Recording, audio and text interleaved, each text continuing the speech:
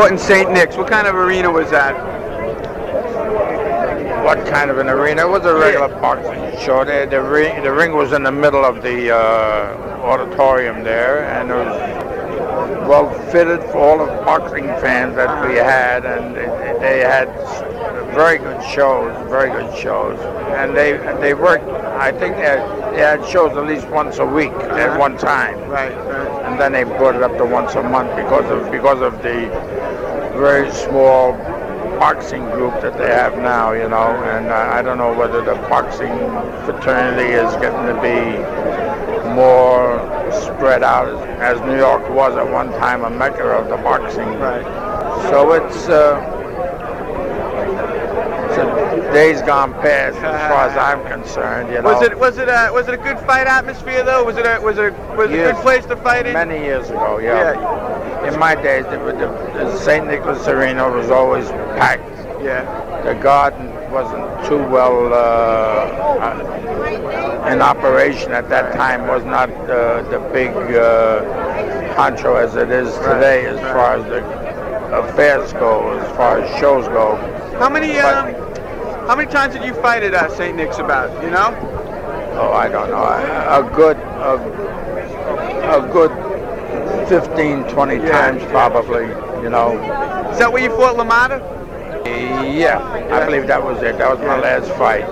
That was your last fight? Yeah, I retired because when I got out of the service, I put 4 years in the service. I was overseas, and when I came back, I made a comeback, tried to make a comeback, and I had about 3 or 4 fights, and I just didn't seem to have the enthusiasm that I had before going in. At that time, I was a boxing contender, but they mentioned the fight with me and Jake LaMotta. Should we take it? So I told my manager, take the fight, because I feel that I could lick him, because I didn't think he's much of a fight. He was a rough, tough guy. Rough as far as fighting goes. He didn't know anything about boxing or slipping punches. And I told him to take the fight. Well, we went for 9 rounds, and it was a war.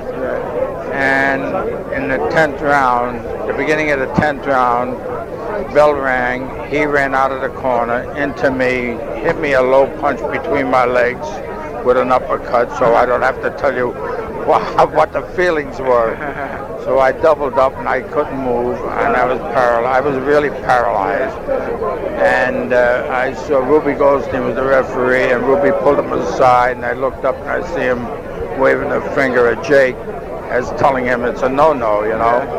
And when Ruby turned around and saw me still on the floor in agony, he asked me how I felt. I said, I can't seem to move. I'm paralyzed, you know. I'm just don't know what to do. He said, well, I'm stopping the fight. I said, well, I'm retiring because I retired because that fight, I said, was going to be either I get back to where I was, or I pack it up, because I never thought Jake was a great fighter. He was a rough, tough fighter. But I thought that by taking that shot would put me back in the limelight that I was back in the 40s, in the early 40s. But that fight, and at that time I had the fight game not up to my neck, but I had it over my head as far as the glamour and all the cockamamie that went with the fight business, you know. So I retired after that fight. They wanted to make a rematch with me and Jake, but I told them no, I didn't want to fight. I quit fighting when I was 22 years old.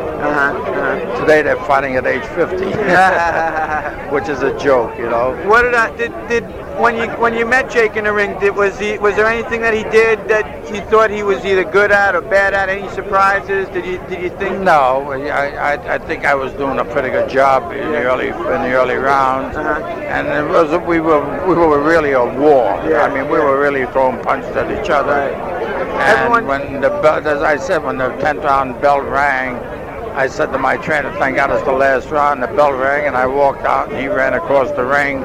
And he hit me with an uppercut between my legs, so I don't have to tell you what that does to you, you know. So that was the end of my career. They wanted to make a rematch with me and Jake, but I told the matchmaker I'm through. I gave it up because after spending 4 years in the service, I felt that my time has come to take it easy and retire. Not that I made any money like they're making today. There was nothing after boxing. After my career was over with, that's when the money's really started to be coming through, you know. The one thing they talk about LaMotta, they said he had a great chin. You think he had a good chin? Oh yeah, I had some good shots. I was a pretty fair puncher, you know, because I had a good amount of my fights were with knockouts, you know, or hurting a guy enough to make him quit, or have the referee stop the fight. But I'll tell you, if I have two daughters today. I'm way past I'm in my twilight years now. But if I had a son and he wanted to be a fighter, I would let him be a fighter, because I think the education he gets in the fight business is much more practical than learning it from a book. Learning life from a book. You don't learn life from a book. You got to go through the experience of life. And I feel that boxing is one way of giving you an experience in life and the way life is run. You see. So it's a situation where, as of now being retired, I have my dreams have come true. I haven't been a fighter, you know. I can always say I was a contender. That's right. Like they always say, I was a contender, and I got 2 scrapbooks to prove it. So that's one consolation, you know. And if I were, like I said, and if I were young enough again to make a comeback, I would make a comeback, because I think, well, in today's fighters today are not like the seasoned fighters of my time. I don't think there were seasons like Emilio Patino or Fritzy Zivic, you know, or Marcel Sedan. Well, Marcel Sedan came a little after I retired, I believe, or into my time. But it's a good way of life if you want to get into a sports field and you want to be acknowledged. I think that the fact that you try your best to do what you can, and if you do it right, and take it from there. Just being a fighter is not everybody's forte, as we all know, you know.